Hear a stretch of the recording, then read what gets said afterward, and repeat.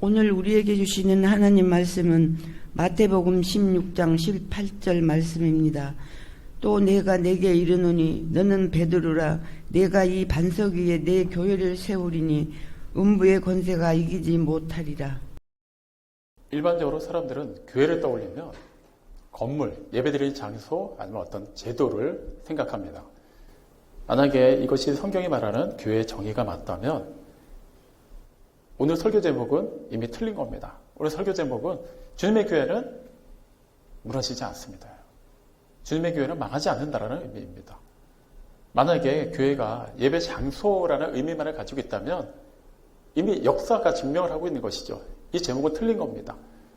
기독교 역사 그 2000년의 모든 시간을 반추해 보면 많은 일들이 있었어요. 그 과정에서 전쟁이나 자연재해로 인해서 교회들이 폐허가 되었죠. 정치적인 이유, 종교적인 분쟁 속에서 교회들이 문을 닫기도 하였습니다. 다른 경제적인 이유도 있었어요. 오늘날에도 생기는 교회만큼이나 문을 닫는 교회가 많습니다. 이런 식으로 따지면 교회는 무너질 수밖에 없는 그런 제도인 것처럼 보입니다. 하지만 교회는 무너지지 않습니다. 앞에 부연 설명을 확인하시기 바랍니다. 주님의 교회는 무너지지 않습니다. 여기서 말하는 주님의 교회란 우리가 흔히 생각하는 그런 제도나 건물이 아니라 성경이 말하는 교회를 말하는 것입니다. 그럼 성경이 말하는 교회의 참된 의미는 무엇일까요? 그럼 먼저 성경에서 교회라는 단어가 처음 등장한 본문을 참고할 필요가 있습니다. 마태복음 16장 13절 이하를 보면 예수님이 제자들과 함께 전도여행 중에 가이사랴 빌립보 지방에 갇혔을 때 일이 기록되어 있어요. 그곳에서 예수님은 제자들에게 묻습니다. 이곳저곳 다니면서 사람들에게 많은 얘기 들었을 텐데 그들이 나에 대해서 뭐라고 말하더냐? 라고 물으시니까 제자들이 들은 대로 얘기하는 겁니다. 누군가는 선생님을 가리켜 엘리야라고 합니다. 누군가는 예레미야라고 합니다. 그 외에 또 다른 예언자라고 말합니다. 여러 가지 의견들을 얘기합니다. 이번에 예수님이 다시 물으십니다. 그럼 너희는 나를 누구라고 생각하느냐? 그때 제자들이 잠깐 머뭇거리고 있는 그때 베드로가 나서서 얘기합니다. 유명한 말씀이죠. 마태복음 16장 16절 말씀입니다.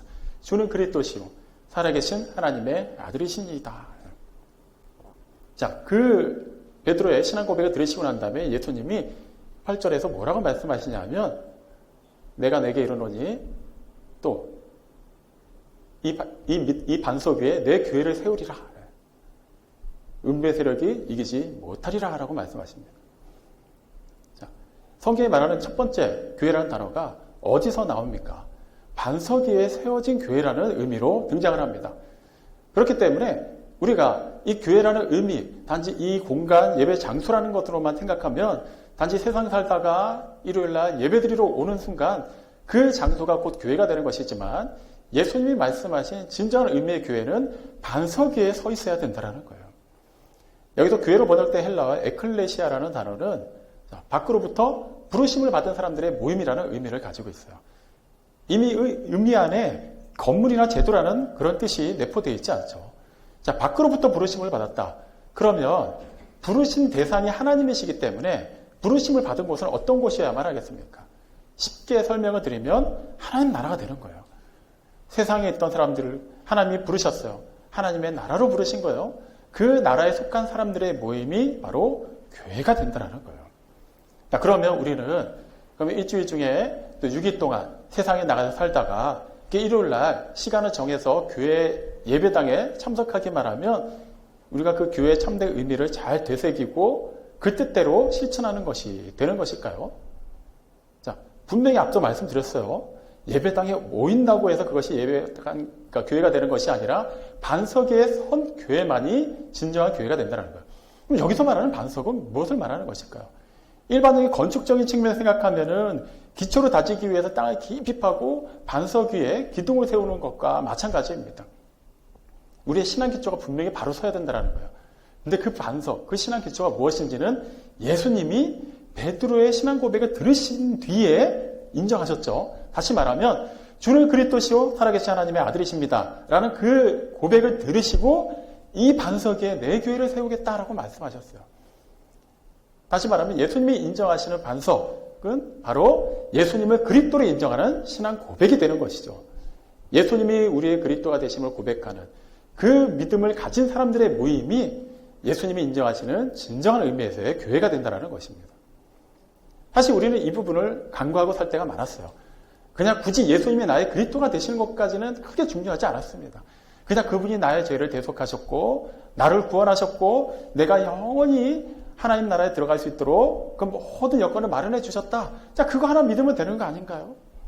맞습니다. 예수님이 나의 구세주가 되심을 믿어야만 우리는 하나님 나라에 속할 수가 있습니다. 하지만 이 고백에는 분명한 절대 전제가 들어가 있어야만 한다는 거예요. 예수님이 우리의 그리스도가 되심을 믿어야 된다는 거예요. 그리스도에 대해서는 여러 차례 말씀을 드렸습니다만 다시 한번 강조하겠습니다. 우리가 히브리적인 그런 사고로 익숙한 표현으로는 메시아라는 단어가 있겠죠. 예, 똑같은 의미입니다. 기름 부음 받은 자라는 의미를 가지고 있어요. 구약에서 하나님이 특별히 기름 부어서 어떤 직분을 또 이렇게 세우실 때 특별한 사람들에게만 그 일을 허락하셨죠. 대표적으로 세 개의 직분이 등장합니다. 왕이 있고 제사장이 있고 선지자가 있어요. 예수님을 그리스도라고 고백한다는 것은 단지 예수 그리스도, 뭐 하나는 이름이고 하나는 성이고 이런 개념이 아니죠. 그분이 우리의 그리스도가 되신다. 그분이 바로 하나님의 기름 부음 받은 자가 되신다. 그분이 우리의 왕이 되시고 제사장이 되시고 선지자가 되신다는 거예요. 그걸 고백하는 거예요. 그러면 종합을 내리면 뭐가 되겠습니까? 우리는 그분의 통치를 따르겠다는 거예요. 그분이 우리의 왕이시기 때문에 내가 왕자에 올라있지 않겠다는 거예요. 철저하게 그분 앞에서 낮아지겠다는 겁니다. 그분이 말씀하신 대로 따르겠다는 거예요. 그분이 제사장이 되시기 때문에 하나님과 우리 사이에 그분 외에 어떤 중보자의 자리도 우리는 허락해서는 안 된다는 거예요. 물질이 돼서도 안 되는 거예요. 인간적인 의가 돼서도 안 된다는 거예요. 우리가 하나님께 나가기 위해서는 오직 주 예수 그리스도만을 의지하여서 나갈 수 있다는 거예요. 그분이 또한 우리의 선지자가 되신다는 것은 그분이 가르쳐 주시는 그 방향으로만 우리가 따라가야 된다는 거예요.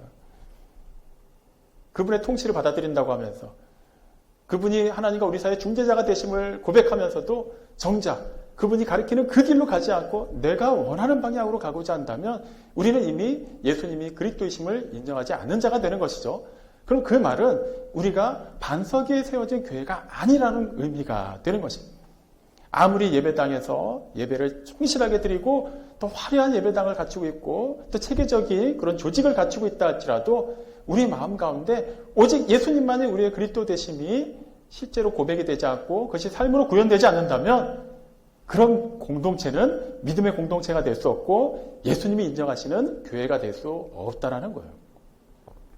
그러면 우리가 입술로 예수님이 나의 그리스도이십니다. 살아계신 하나님의 아들이십니다라는 것을 고백하기만 하면 그러면 우리는 예수님이 인정하시는 교회가 맞는 것일까요? 예, 틀린 말은 아닙니다. 하지만 또 이것에도 분명한 전제 조건이 따른다라는 거예요. 오늘 이건 본문에 보면 예수님이 뭐라고 말씀하셨습니까? 내가 이 반석 위에 교회를 세울 것이다. 이렇게 말씀하셨나요? 아니죠. 이 반석 위에 내 교회를 세우겠다라고 말씀하셨어요. 이건 사람의 교회가 아니라는 거예요. 어떤 세상의 그런 흐름에 따라서 사람들이 보편적으로 인정할 만한 어떠한 가치가 반영된 건물이나 모임이 되어서는 안 된다는 거예요. 교회의 주인은 오직 주 예수 그리스도 한 분이시라는 것을 우리는 분명히 알아야 돼요. 그분이 교회의 주인이 되시기 때문에 당연히 교회는 주인 되시는 예수님의 뜻대로 움직여야만 하는 것입니다. 우리가 통상적으로 교회에 대해서 뭔가 판단할 때 어떤 이슈를 가지고 얘기할 때 가장 많이 되는 근거가 뭡니까? 이거 성경적이지가 않은데? 성경대로라면 교회는 이래야 되지 않을까? 이런 식으로 예배 드려야 될 것 같고, 이런 식으로 예전을 치러야 될 것 같고, 이런 식으로 짓부려줘야 될 것 같고, 우린 나름 성경의 근거에서 교회의 어떤 시스템을 갖춰 나가려고 해요. 하지만 지금 계속 말씀드리고 있는 교회의 정의가 뭐라고 했는지는 다 기억하실 거예요. 건물이 아니죠. 제도가 아닙니다. 교회는 하나님 나라로 부르심을 받은 자들의 모임이에요. 그렇다면 그 말씀을 그대로 우리에게도 적용해야만 되는 거예요. 우리는 주님의 소유가 되었기 때문에 우리의 몸과 마음, 우리의 전인격은 예수님의 말씀을 따라야 된다는 겁니다. 이 부분에 대해서는 예수님이 먼저 본을 보여주셨어요. 예수님이 세상에 오신 것, 그것은 단지 예수님이 임의대로, 그러니까 자기가 그냥 정한 때에 그냥 한번 세상에 내려가서 내가 세상을 구원해 와야겠다 이렇게 해서 내려오신 건가요? 그렇지 않아요. 하나님이 정하신 때에 하나님의 방법대로 동정녀를 통해서 인간의 몸으로 이 세상에 태어나게 하셨어요. 하늘의 그 영광스러운 보좌에 계셨던 분이 아무 잘못도 없으신데도 그 모든 것을 다 포기하시고 이 세상에 우리와 똑같은 인간이 되어서 내려오셨습니다. 아버지의 뜻을 따라오셨어요. 그분이 먼저 본을 보여주신 거예요. 성자로서, 하나님의 아들로서 하나님 아버지의 뜻을 따라 산다는 것이 무엇인지를 몸소 하늘에서 이 땅에 내려오심으로 보여주십니다. 그리고 살아내신 모든 삶도 마찬가지였어요. 일단 내려오시는 것까지는 하나님 말씀대로 따라서 내려왔고 그 다음부터는 본인이 원하는 삶을 사셨나요? 그렇지 않아요. 그렇다고 해서 물론 이렇게 좋은 일도 많이 하셨고 또 위대한 일도 많이 하셨고 그런 인간적인 어느 특출난 부분만을 우리가 봐서는 안 되겠죠. 예수님이 살아내신 모든 삶이 결국에는 하나님 아버지의 뜻을 따른 것이었다는 거예요. 요한복음 6장 38절에서 예수님이 이렇게 말씀하십니다. 내가 하늘에서 내려온 것은 나의 뜻대로 행하려 함이 아니오 나를 보내신 아버지의 뜻대로 행하려 함이라 라고 말씀하세요. 아버지의 뜻을 따라 세상에 오셨어요. 그 세상에서 전하신 말씀 또 선포하신 모든 일과 살아내신 삶이 다 하나님의 뜻을 따라서 행하셨다라는 거예요. 마찬가지입니다. 교회는 그렇게 우리를 세상으로 또 부르시고 또 세상에서 또 부르시고 세상으로 또 보내시는 예수님의 말씀을 따라서 유기적으로 움직여야만 한다는 거예요. 유기적으로 움직여야 된다는 이 포인트를 분명하게 이해를 하셔야 됩니다. 고린도전서 12장 27절은 자, 우리는 그리스도의 몸이요 몸의 각 지체라고요. 지체의 각 부분이라고 말합니다. 자, 그러면 예수님도 우리가 어느 이렇게 한 몸을 생각할 때 예수님도 몸이고 우리도 몸이고 그냥 똑같은 수준이다 이 얘기가 아니죠. 에베소서 4장 15절은 예수님을 그리스도를 교회의 머리가 되시는 분으로 소개합니다. 그렇다면 머리와 연결된 모든 지체들 다 각자 따로 움직이는 것 같지만 결과적으로는 무엇에 의해서 통제를 받고 있습니까? 머리에 의해서 통제를 받는 거예요. 당연히 우리가 각자 모양은 다르고 기능은 다르다 하더라도 똑같은 머리가 되시는 예수님의 통치를 받고 예수님의 가르침을 따라 움직이는 것이기 때문에 우리는 철저하게 예수님과 그 유기적인 관계 속에서 예수님이 우리를 통해서 의도하시고자 한 그것을 잘 유념하고 그것을 실천해야만 하는 것입니다. 이 부분에서 우리는 많이 실수를 하죠. 어차피 예수님이 나를 구원하셨고 나는 이제 하나님의 자녀로서 영원한 하나님 나라가 보장되었으니까 그냥 이 세상 사는 동안에 내가 마음대로 좀 살아도 전혀 문제가 되지 않을 것이다. 여러 번 말씀드렸습니다만 이런 생각을 하는 것 자체가 아직 예수님과 함께 하지 않았다라는 증거가 되는 거예요. 정말 우리가 예수님과 연합하였다면 포도나무와 가지의 비유처럼 그 가지에서는 무슨 수를 쓰더라도 포도밖에 열릴 수 없어요. 내가 생각할 때는 지금은 좀 사과가 제철인 것 같고 지금은 배를 맺어도 될 것 같은데 아니라는 거예요. 만약에 나는 분명히 예수님께 속해 있는데 예수님은 포도나무이신데 나에게서 사과가 열린다? 그럼 난 예수님께 속해 있는 게 아니라는 의미가 되겠죠. 우리는 예수님을 머리로 해서 그분의 그 각 지체로 연결되어 있기 때문에 당연히 예수님을 의도하신 삶을 살아야만 합니다. 예수님이 그것을 보여주셨어요. 그래서 세상에 오셔서 자기가 원하는 대로 사시지 않고 철저하게 하나님의 뜻대로 살아내심으로써 하나님의 자녀의 삶이 하나님께서 기뻐하시는 그 반석에 세워진 교회가 어떠한 기능을 다해야 되는가를 본으로 보여주신 겁니다. 그러면 하나님이 원하시는 그 교회가 되기 위해서 그러니까 교회의 이런 제도적인 측면에서도 우리가 뭔가를 더 역동적으로 적극적으로 바꿀 필요가 있겠지만 나 자신의 삶도 뭔가 되게 좀 힘들게 피곤하게 살아야 되는 것인가? 뭔가 손해를 보고 살아야 되는 것인가? 나의 그런 삶은 다 포기하고 오직 하나님의 영광만을 위해서 그냥 모든 것을 다 내려놓고 살아야만 하는 것인가? 그게 아니라는 거예요. 하나님은 우리에게 명령만 하시고 그 다음에 알아서 하라고 말씀하시지 않아요. 명령만 하시고 그 결과를 보고서 우리에게 복을 주실지 우리를 심판하실지 그렇게 결정하시는 분이 아니라는 거예요. 사도행전 10장 38절 말씀입니다. 하나님이 나사렛 예수에게 성령과 능력을 기름 붓듯 하셨음에 그가 두루다니며 선한 일을 행하고 마귀에게 눌린 모든 자들을 고치셨다고 말해요. 자, 예수님이 인간의 몸을 입고 이 세상에 오셨잖아요. 그런데 어떻게 그렇게 놀라운 일들을 하실 수 있었을까요? 하나님의 아들이니까 가능했겠죠. 맞아요. 하나님의 아들이니까 가능한 일이에요. 하지만 다시 말씀드리죠. 그분은 우리와 똑같은 인간이셨잖아요. 그분도 시간과 공간을 초월하실 수 없었어요. 그분도 때로는 배가 고프셨어요. 때로는 피곤해 하셨죠. 때로는 목말라 하셨어요. 때로는 슬퍼하기도 하셨어요. 때로는 더 끓어오르는 그 화를 표출하기도 하셨습니다. 사람들과 친근하게 대화하기도 하셨지만 도저히 대화가 통하지 않는 사람들하고는 논쟁도 기꺼이 벌이셨어요. 똑같았어요. 그런데 어떻게 그런 놀라운 일을 행하실 수 있었을까요? 하나님이 세상에 보내셨을 뿐만 아니라 세상에서 하나님의 뜻대로 살도록 필요한 모든 능력, 성령과 능력을 기름 붓듯 하셨다라는 거예요. 마찬가지입니다. 예수님이 우리에게 반석 위에 세운 교회로 그런 정체성을 부여하셨을 때는 우리가 반석 위에 서 있는 교회답게 살아낼 수 있는 능력을 주신다라는 거예요. 그렇기 때문에 이렇게 살아서 좀 피곤할 것 같고 이렇게 살아서 손해를 볼 것 같고 굳이 이렇게까지 안 해도 될 것 같은 그런 생각은 다 접어둬야 된다라는 거예요. 우리가 이제 오늘부로 이제 7년 차에 접어듭니다. 지난 6년간의 이 교회의 역사를 살펴볼 때 여러분은 어떠셨습니까? 이렇게 하는 게 좀 더 나을 것 같고 이렇게 했더라면 어땠을까? 아마 그런 여러 가지 생각이 들 수도 있었을 거예요. 근데 지금 저는 그런 결과론적인 얘기를 하자는 게 아니에요. 지금 이 교회, 다시 말하면 이 시스템을 말하는 것이 아니라 교회로 부름받은 하나님의 나라로 밖에서부터 인도함을 받은 우리 자신이 과연 이렇게 했더라면 어땠을까? 이렇게 해야만 하지 않을까라는 그 기준에 맞춰봤을 때 과연 적합한 교회 기능을 다 하고 있는지 살펴보자라는 거예요. 하나님의 교회는 단지 이 예배당 안에만 국한되는 것이 아니죠. 예수님이 그런 회당에서만 아니면 제자들과 있을 때만 하나님의 말씀을 전하신 게 아니지 않습니까? 모든 곳을 다니셨어요. 차별하지 않으셨어요. 그 당시 종교적으로 굉장히 뛰어났다고 여기는 사람들은 그런 자신들만의 기준을 가지고 율법을 곡해해서 그런 자신들의 수준에 맞지 않는 사람들을 상대하지 않았습니다. 하지만 예수님은 그러한 모든 차별을 다 무너뜨리셨죠. 사람들이 쉽게 다가가지 않는 사람들에게 다가가셨어요. 사람들이 손가락질하는 사람들과 기꺼이 친구가 되어주셨습니다. 그리고 그들에게도 차별 없이 하나님 나라의 복음을 전하셨어요. 그리고 그 놀라운 사역 속에 우리를 변화시켜 주시고 또한 그 일에 사명을 우리에게 맡겨주신 겁니다. 그럼 우리는 어떻게 해야만 할까요? 예배당에서만 예배드리고 찬양하고 성도의 교제로 그쳐서는 안 되겠죠.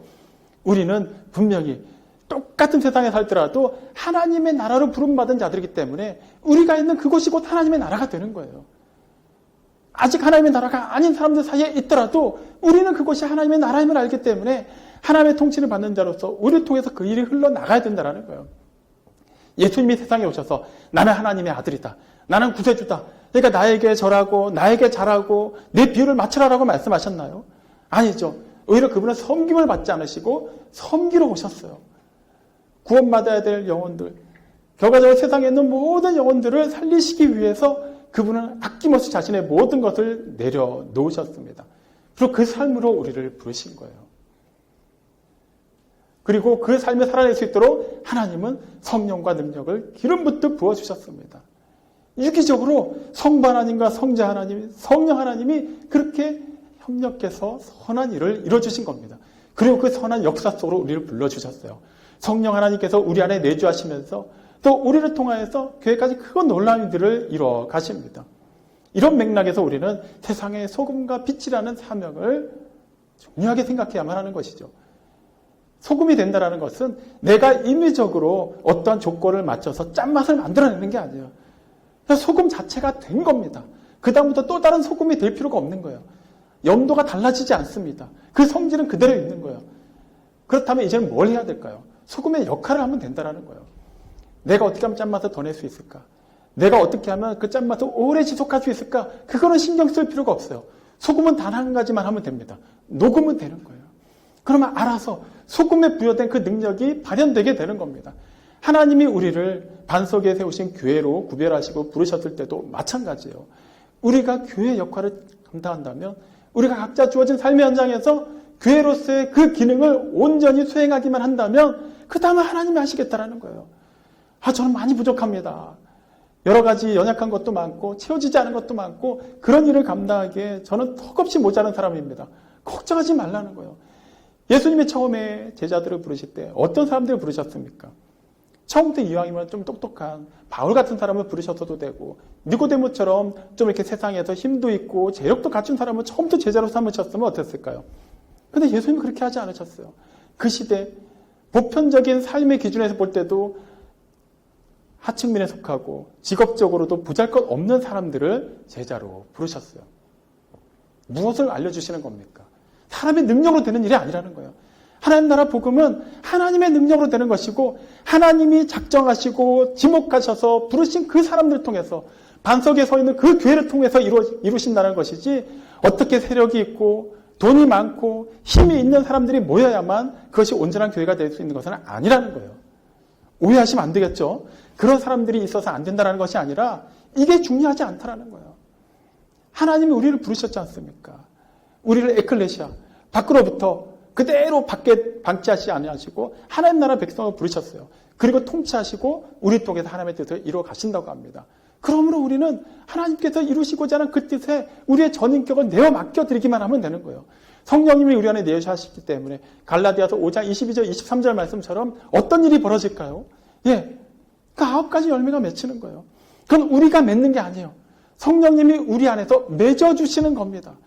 성령 하나님께서 그 의지를 우리에게 맡기신 게 아니라 그 놀라우신 그 전능하신 하나님의 그 의지대로 이루어가고 계신다라는 거예요. 그렇기 때문에 우리는 사랑할 수 있지 않습니까? 그렇기 때문에 기뻐할 수 있는 거예요. 인내할 수 있는 거죠. 충성할 수 있고 진실할 수 있는 겁니다. 그런 감정들은 우리가 기분이 받쳐줄 때만 마땅히 그런 감정을 베풀어도 나에게 뭔가 줄 만한 그런 사람 앞에서만 하는 것이 아니라 이미 우리 안에서 성령님이 맺어주시고 계속 뿜어 나오는 것이기 때문에 우리 안에서 우리가 어디 땅을 파서 생수를 길러내는 것이 아니라 믿는 자로서 우리의 배에서 생수의 강이 흘러나오고 있는 거예요. 우리가 온전히 믿기만 하면 그 믿음대로 살기만 하면 하나님이 하시겠다라는 거예요. 여기까지 말씀 한번 정리해 보겠습니다. 교회는 건물이나 제도가 아닙니다. 단순한 사람들의 사교 모임이 아닙니다. 예수님을 그리스도로 살아계신 하나님의 아들로 믿는 그 믿음의 공동체가 바로 교회가 됩니다. 그것을 입술로만 신하는 것이 아니라 이 교회가 사람의 교회가 아니라 주님의 교회이기 때문에 이 교회의 주인이 되시는 우리의 주인이 되시는 예수님의 말씀대로 살아내는 그 사람들이 바로 교회가 되는 것입니다. 그러면 그냥 예수님을 구세주로 영접하고 시인하고 그것을 삶으로 적용하고 그렇게 착하게 잘 살기만 하면 교회 역할을 다 하는 것일까요? 그것만으로도 어느 정도는 됩니다. 하지만 여기서 끝내서는 안 되죠. 예수님이 베드로에게 이 반석 위에 내 교회를 세우겠다라고 말씀하시면서 뒤에 뭐라고 말씀하십니까? 음부의 세력이 이기지 못하리라 라고 말씀하세요. 자, 음부의 세력이 주님이 세우신 반석 위에 서 있는 교회를 이기지 못합니다. 그러면 무슨 일이 그 앞에 있다는 얘기인가요? 교회와 음부의 세력 사이에는 끊임없는 충돌이 있다라는 거예요. 여기서 말하는 음부의 세력은 악한 영적 세력들을 말하는 거예요. 여러분에게 질문하겠습니다. 여러분 신앙생활하면서 여러분이 주님의 몸된 교회로서 그 가치에 맞는 삶을 살면서 과연 영적인 치열한 전쟁터 한가운데 있음을 실감하고 계십니까? 실제로 그냥 몸이 아프고 마음이 괴롭고 그냥 경제적 어려운 거 이런 걸 말하는 것이 아니라 어떤 상황에도 상관없이 그 모든 것을 초월하여서 치열하게 여러분은 영적 싸움을 벌이고 있습니까? 이것이 궁극적으로 교회가 교회됨을 증명할 수 있는 시금석이 된다는 거예요. 저는 그런 게 별로 없는 것 같아요. 하나님의 복 아닌가요? 전혀 영적으로 고민할 일도 없고 영적 싸움할 일도 없고 그런 거 왠지 좀 되게 안 좋은 것 같고 나는 기도를 열심히 했더니 하나님이 전혀 그런 일을 나에게 주시지 않은 것 같습니다. 착각입니다. 자, 전쟁터 한가운데서 치열하게 양쪽에서 공방전을 벌이고 있다고 가정을 해보죠. 지금 생사로 오가는 중입니다. 그런데 이쪽 편에서 이쪽 편을 공격해야 되는데 서로 아군끼리 공격한다면 말이 될까요? 말이 안 되는 거예요. 서로 이쪽은 서로 공격하지 않아요. 여기도 서로는 공격하지 않습니다. 마주보고 있는 상대를 향해서 공격할 뿐이죠. 영적 싸움이 그런 원리예요. 우리는 하나님을 상대로 싸우는 게 아니잖아요. 우리는 믿음의 성도들을 상대로 싸우는 게 아닙니다. 이 세상의 모든 것을 주관하는 것 같은 궁극적으로는 분명히 심판을 받아서 영원히 멸망할 수밖에 없지만 아직 잠깐 동안은 하나님의 주권적 섭리 안에서 그 맹위를 떨치고 있는 그 공중권세 잡은 자의 그 호롱 소나기에 놀아나고 있는 사람들을 그런 세력을 그런 모든 조건들을 상대로 싸우고 있는 거예요. 그런데 우리가 하나님께 속했는데도 불구하고 그런 모든 상황 속에서 전혀 충돌을 느끼지 못한다. 영적인 고민이 없다. 그런 심각한 고민하는 일이 없다고 하면 과연 우리는 어디에 속했다고 볼 수 있을까요? 우리는 지금 하나님께 속한 게 아니라는 아주 심각한 결론이 나오는 것입니다. 싸워야만 해요. 아니, 있지도 않은 싸움을 왜 해야 되나요? 지금 벌어지고 있다라는 거예요. 예전에는 그게 박해로 드러났어요. 어떻게든 교회를 박해하고 성도들을 죽이며 그렇게 해서 기독교가 몰락하고 예수 그리스도를 믿는 그 복음이 사라질 거라고 생각했어요. 그런데 점점 교회가 부흥을 합니다. 복음이 퍼져나가기 시작해요. 그래서 마귀가 점점 전략을 바꿉니다.